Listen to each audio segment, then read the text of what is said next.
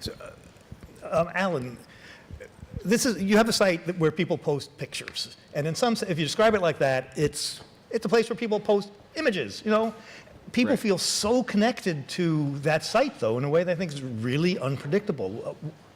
Why? What did you do, or maybe you didn't do anything? How do you explain the sort of personal investment people have? Right. So I think part of the reason for that is Imgur is not one of these massive companies. There's 5 people, and I basically released it on Reddit saying like, hey guys, look what I made.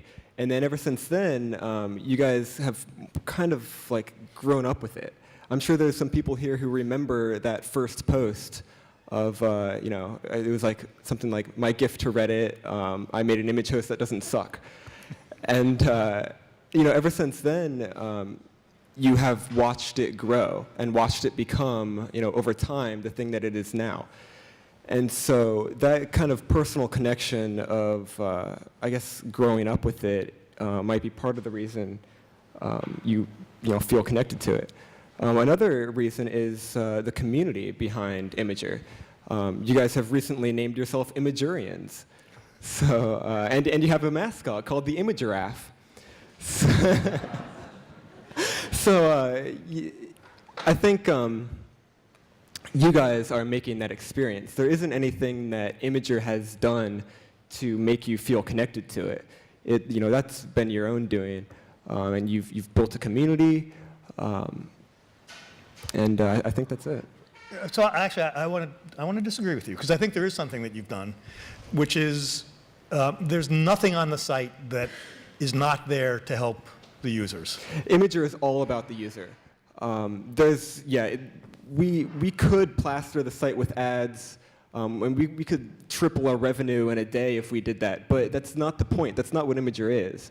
Imgur is about you guys, and we want to make the most streamlined, the fastest experience possible, because I realize that posting a picture on the internet is not what people do.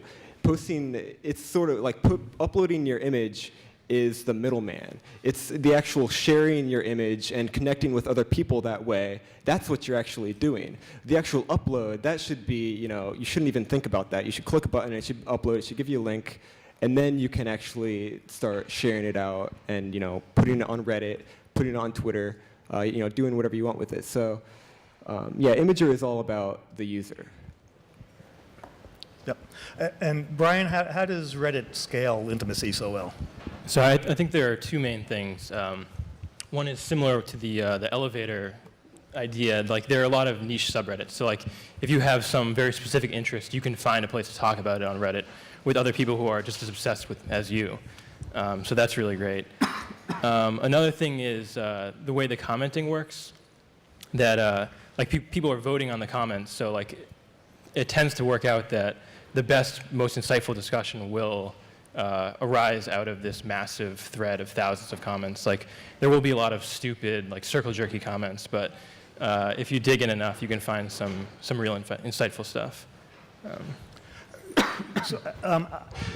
Can each of you say what the percentage is of contributors versus readers or viewers? Which will give us a sense of what percentage you need in order to have a site that scales so successfully. I don't know. Good answer? Yeah, I'm actually not sure either. It's a little bit, I mean, the viewing numbers, obviously, we know, but I think how you define the terms there is what makes it really hard, I think, to pin that down. Yeah. What was the question? Okay, we'll move on. The percentage of people who visit and percentage of people who contribute, presumably by uploading the... Right, yeah, it's a lot more people visit and view an image than they participate and upload images. There's 500,000 images uploaded and there's 1 billion views every day, so it's totally skewed towards viewing rather than uploading. So you all achieve these numbers across, you do it globally. To what extent does geography count, and to what extent do you have to take account of varying geographies in what you offer? I mean, Reddit's still mainly English language, so we get like people in Australia and UK, And I mean, the way that I see it most often is like people from Australia posting memes about how like they're upset that there's no content when they're awake because all the Americans are asleep or something. But I mean, it is kind of cool in that way that you get interactions between different countries. But otherwise, I would say it doesn't matter too much on Reddit. I mean, you can get some, if you seek it out, you can get localization. Like, there are a lot of like country and city subreddits. So like, if you go to our Boston, for instance, you could find a lot of interesting stuff to do right now. So yeah, like there is localization if you want it, but it's not really forced on you, and it's not necessary. This is actually, I think, my favorite and one of the most interesting parts of YouTube, and I think one of the things that most people who even use the site heavily don't actually understand about the site. So 70% of YouTube's views are outside the United States. So we're more international than we are US. And I think people ask me a lot about viral videos, right? And they usually don't actually understand how a lot of that stuff works. And I think that one of the things that a lot of people don't understand about viral videos is that or of popular videos in general, because I don't want to go in just that one direction, but we get very obsessed with the view count on a video, right? And we all assume that like, oh, this video has 1 million views, and this one has 500,000 views, and this one therefore is just more popular than this one is. But there's the whole geography part of that is masked, right, by just that one number. And YouTube has the long-standing sort of is well known for cat videos, right? And it's like this thing that it's like a lot of my colleagues feel like we can't escape the cat videos, right? And because we have so much other stuff on the site. But there's a reason that cat videos are so popular, and that's because cat videos and babies are popular globally, right? So some of our most popular cat videos right now are from Russia, and they're from Japan. But you would never know because some people just title them in English or whatever, and so they spread like crazy. But you don't need to know that they're from Russia. It doesn't matter because everybody just it's like if you polled the whole world and said, what are the things we just don't hate, that much? It's like, okay, well, we're fine with kittens and babies, and so those are the things that rise to the top of the most because there's no cultural boundary to appreciate them, and so. In that respect, yeah, the geography doesn't matter for that kind of stuff. But in many other ways, it is a very important part of how we understand video. And I had always thought that we were at this point now of the web where like the geography doesn't matter anymore. You're in Boston, I'm in New York, he's in Florida. We're all looking at the same thing. Where we are doesn't matter. But if you actually look at what's popular in different parts of even just our country, there's clear differences between what some areas are watching and what others are. I mean, you see it obviously around things like sports and music. You can look at what's the most popular thing in Atlanta. There's usually like Dirty South hip hop in there, and then you go to the West Coast and there'll maybe be a video from Taiwan that's in there because there's a large community that's into that in the Bay Area. So the geography actually does still play out and is an important part of how people interact with video on the web. Might be fun if YouTube made that visible when you're... Well, we actually have some of it's visible on the trend site. We have a dashboard that allows you to compare what people are watching in different cities in the U.S. versus other countries, and we have some other stuff that we're going to hopefully have public soon, so that people like all of us who are nerds about that stuff can go and check it out. Yeah, so Imgur is mostly popular in English-speaking countries. U.S., it's like 60% U.S., and then it's Canada, and then Australia, and then England. Then it kind of drops pretty dramatically. I'm not totally sure why that is, because I totally agree with Kevin. Images, just like videos, you should be able to get them in any language, and probably half of Imgur is cute cat pictures. So yeah, but regardless, it's mostly English-speaking countries. Okay, so let's open it up, and before we do, I'm supposed to announce at the end, but I will not remember, so I'm going to announce in the middle. Don't forget, there's a cheeseburger party in Mead Hall, 9 to 12. There are drink tickets in your fanny packs. This is not something I get to say very often. So, are there questions, comments, denunciations? In the back, and we'll repeat questions if we can't hear you. We will repeat questions in any case. So YouTube, obviously, a lot of that made changes over the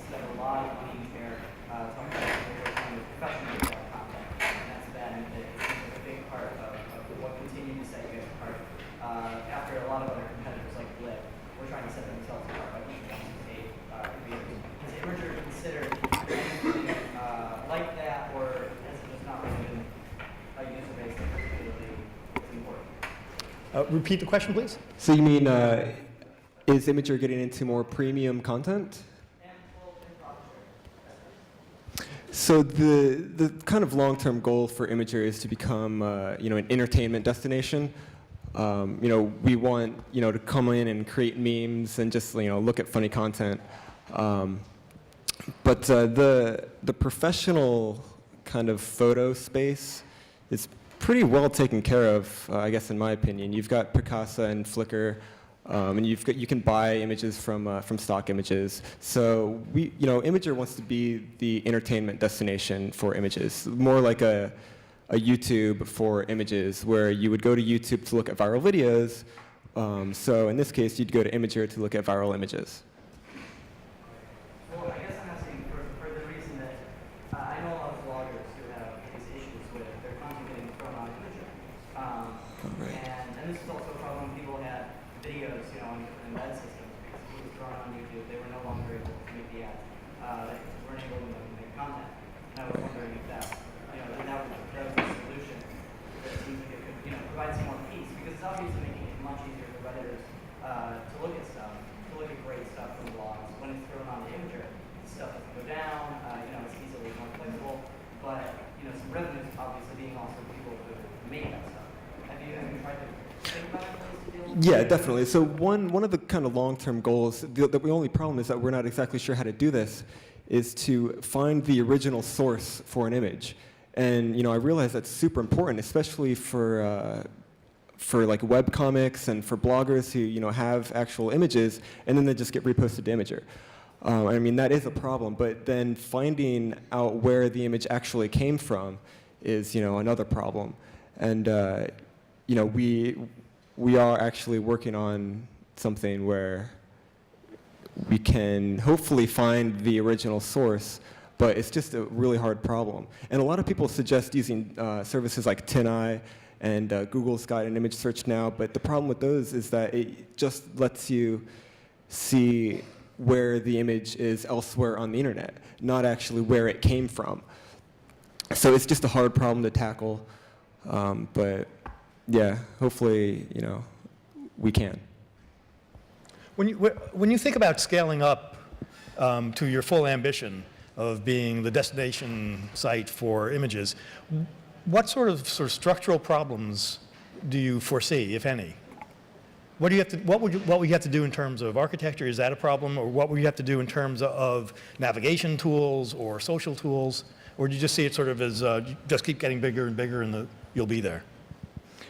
Well, I guess we might have to solve that problem when it comes. But as far as structurally, we've already scaled to 40 million uniques.